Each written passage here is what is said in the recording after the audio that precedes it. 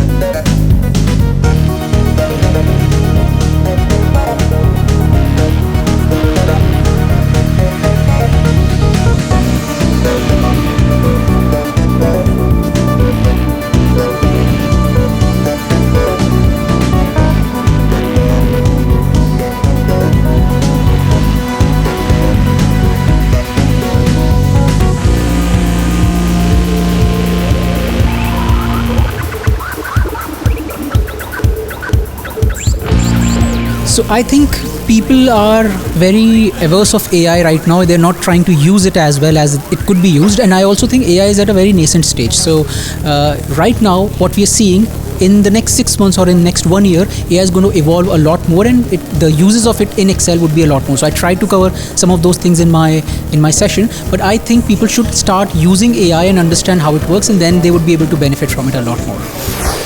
Well, I think that's something that has the potential, has a future. At this point, there is still a long way to go. You can get some productivity boosts. Some things are still, like today it was mentioned, it's like 85% precision rate.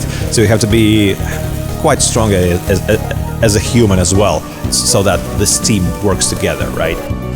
I'm enthusiastic at the moment, but I believe that the AI needs to be generally available where people work with data. And the formula that Sumit showed today in the morning was exactly what people need, but it's still behind an API. You still have to do a few things.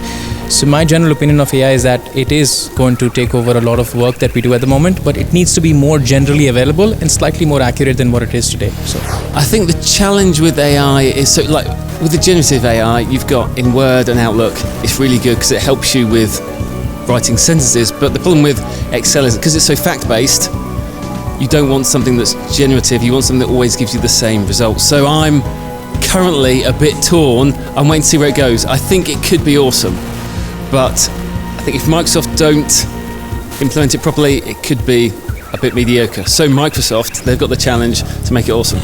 Well, my view is that their AI is about artificial intelligence, and the thing that's better than artificial intelligence is actual intelligence. So, and that's all about having the right structure and how things are placed in the right place.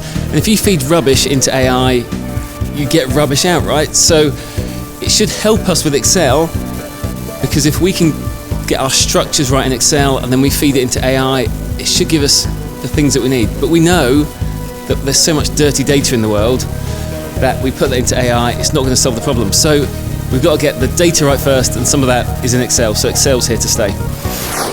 Well, that's a great question. So let's start with AI in Excel. So my impression is that it's growing.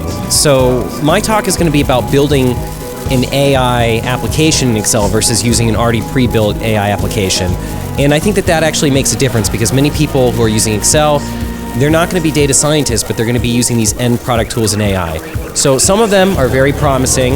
I think, though, at least in terms of Copilot, there's still a lot of work to be done. You know, it can't do everything yet, but there is a very bright future in which it will be able to do a lot. I mean, we're probably going to enter into the Star Trek Next Generation age where we say, computer, do this and that, and it's going to do it. In terms of the current state, and this is how everything is, any technology, how it exists right now, it's never as good as they promise. But I do think 10, 20 years down the line, it's going to be so ingrained in what we do, we won't even think about it. I mean, this has already happened with the internet. It's already happened with the cloud. It's already happened in many ways with big data. But each of these, as they came out, when we learned about them, we were all very skeptical because they offered so many promises. And so when I think about like the last few years, AI, big data, crypto, non-fungible coins, like all of those things actually have turned into true technologies. But in the moment of the hype, they all kind of they went too far with it. And so I think that's where we are right now.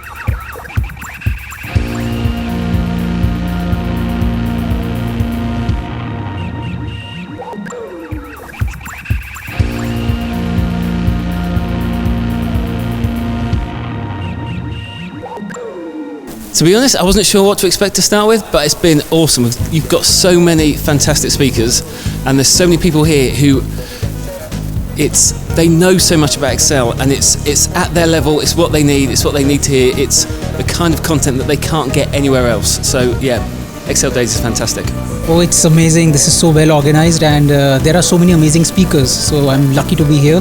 So what I really like about this conference is I feel like at home here. I feel I'm with my people, so I'm with the speakers, many of whom are friends, but also many of the people in the audience are my friends, or they've seen my work before. And I think it's just really cool to have an inviting and warm community that loves to learn about Excel. And I really love when different locations, like there's a big Excel and data footprint where people celebrate it and love to learn.